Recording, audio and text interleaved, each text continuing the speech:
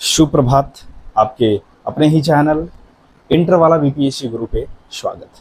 उम्मीद करते हैं आप सभी लोग एकदम मस्त होंगे, स्वस्थ होंगे और कहीं ना कहीं आप अपने जीवन का लुत्फ उठा रहे होंगे। आज सबसे बड़ी चीज़ों पे मैं चर्चा करने आया हूँ। बहुत सारे ऐसे हमारे पास कमेंट भी आए, कुछ लोगों का पूछना भी था, ठीक है ना, मैनुअली भी ये पूछना था कि सर प्रान कार्ड जब जनरेट हो गया तो उसके बाद हमको क्या करना होगा। प्रान कार्ड जनरेशन होने के बाद, ठीक है ना, एक्टिवेशन कोड मिल जाने के बाद क्या करना होगा, सैलरी हमें कैसे मिलेगी, ठीक है ना, इन चीज़ों पे भी हम चर्चा करेंगे। साथ ही साथ कि अब तो महिला सरकारी सेवकों के लिए भी बहुत बड़ी खुशखबरी निकल के आ गई है, जैसा कि मैंने कल भी आपको वीडियो के माध्यम से रूबरू करवाया था। आज फिर से एक बार बता देना चाहता हूँ कि उन महिला सरकारी सेवकों को जो आवास की योजना है, जो आवास की व्यवस्था है, उनके अपने ही दफ्तर कार्यालय के आसपास में, ठीक है ना, दे दिया जाएगा। उनको ये सुविधा दे दी जाएगी, ठीक है। ये सबसे बड़ी पहल है सरकार के लिए, सबसे बड़ी पहल इन महिलाओं के लिए, चूँकि उनके लिए थोड़ा भी कठिनाई ना हो।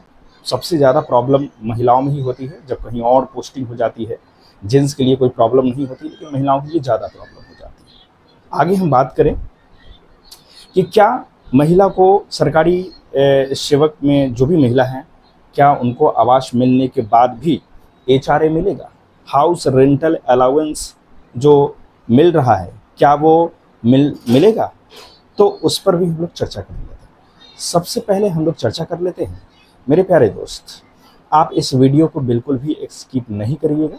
स्किप न करने का कारण है क्योंकि आप नहीं करेंगे तो अच्छे से समझ में आएगा आपको।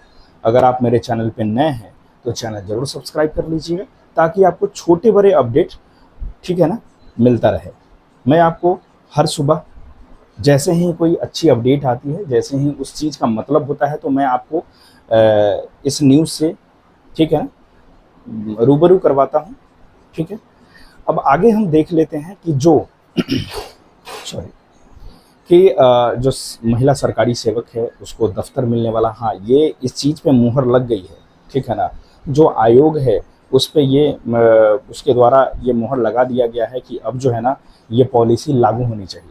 महिला सरकारी सेवकों को जो है अब कार्यालय दफ्तर के आसपास में ही उनको आवास मिल जाएगा। जैसे रेलवे डिपार्टमेंट में ऐसा होता है, लेकिन हमारे और भी डिपार्टमेंट में ऐसा नहीं होता रहा है अभी तक, लेकिन अब होने वाला है। ये सबसे बड़ी बात है। उसके बाद क्या, अगर ये आवास मिल जाएगा तो हाउस रेंटल अलाउंस मिलेगा? नहीं। जब आप खुद सोच के देखिए, आपके लिए सरकार ये व्यवस्था करवा रही है, तो फिर हाउस रेंटल अलाउंस क्यों? हाउस रेंटल अलाउंस शून्य हो जाएगी, नहीं मिलेगी, ठीक है ना। ये तो रहा सरकारी सेवक और उसके एचआरए से संबंधित बात। हम आगे बात कर लेते हैं उन सिलसिलों पे, ठीक है ना, जो ये खबर निकल के आई कि प्रान कार्ड जनरेट हो जाने के बाद सैलरी कैसे बनेगी। तो स्टेप बाय स्टेप समझिएगा। सबसे पहले आप प्रान कार्ड जनरेट करवा लिए होंगे, यानी अप्लाई करवा लिए होंगे। अप्लाई करवाने के बाद हो सकता है कि किसी का 10 दिन, 15 दिन, 20 दिन या महीना भी लग जाए, ठीक है। धीरे धीरे मैसेज आ भी गया होगा या नहीं भी आया है, तो उनके लिए बिल्कुल चिंता की बात नहीं है। ये बिल्कुल चिंता नहीं होता है, चूँकि जब प्रान कार्ड जो अप्लाई होता है तो वो तो सारे आधार कार्ड से ये सबसे लिंक होता है, और वो सारा मैच होने के बाद, ठीक है ना, आपको मैसेज आ जाता है एक्टिवेशन का। तो इसमें अगर कोई गड़बड़ी नहीं है तो चिंता की कोई बात ही नहीं है। 20 दिन, 25 दिन, अधिक से अधिक 1 महीना हो ही जाएगा, हर हाल में मैसेज आ जाएगा।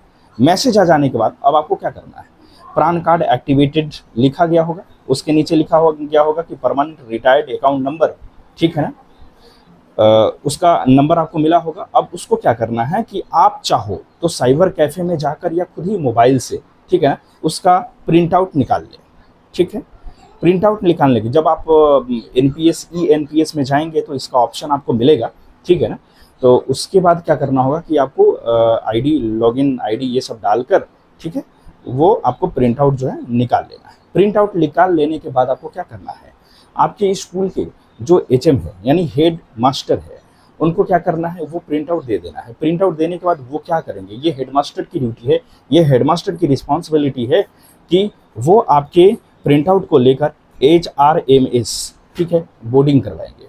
वो जब उससे टैग हो जाएगा तो सबको एक ही साथ सैलरी आएगी, ठीक है। ऐसा नहीं है कि आप जल्दी करवाएंगे तो आपकी सैलरी पर्सनली आ जाएगी, ऐसा नहीं है, ये सबका एक साथ ही आएगा। लेकिन HRMS बोर्डिंग करने के बाद, HRMS बोर्डिंग जब हो जाएगा उसके बाद क्या होगा कि सैलरी आएगा। और ये आपका काम नहीं है। आप चाहो तो फॉर्म भर सकते हो, फॉर्म भर के आप प्रिंसिपल को सौंप सकते हो, लेकिन ज़रूरी नहीं है, ये प्रिंसिपल स्वयं ही कर लेंगे। सिर्फ आपको प्रिंट आउट देना है।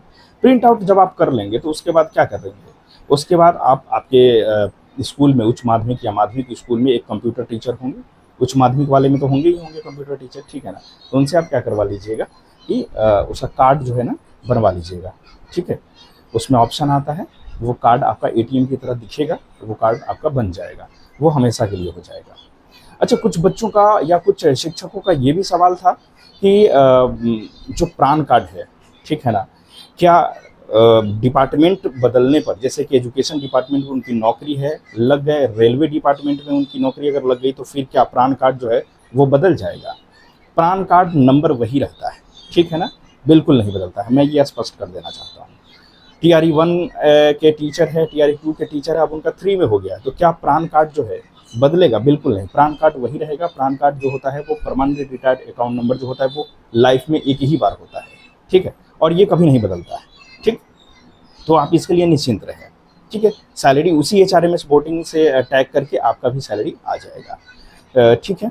तो अब तक के लिए हमारे पास यही बड़ी अपडेट थी। और एक चीज़ आपको बता देते हैं कि जो भी TRE 4 की तैयारी कर रहे हैं हमारे शिक्षक अभ्यर्थी, वो तैयारी में लगे रहिएगा, क्योंकि इलेक्शन के, ये आचार संहिता के पहले फॉर्म डलवाने का ऐसा उम्मीद किया जा रहा है, ठीक है ना।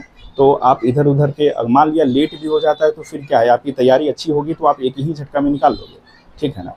क्योंकि आपका लाइफ सिक्योर करने की बात है, बहुत बड़ी चीज़ है। इसलिए अगर आपको एक बार निकालना है तो इधर उधर के भ्रामक विज्ञापनों से बचें और आप अपने लाइफ के लिए मेहनत करें, ठीक है। चलिए, अब तक के लिए यही हमारे पास अपडेट था। जैसे ही कोई अपडेट आता है तो हम आपको इस वीडियो के माध्यम से ज़रूर रूबरू कराएंगे। तब तक के लिए बहुत बहुत धन्यवाद।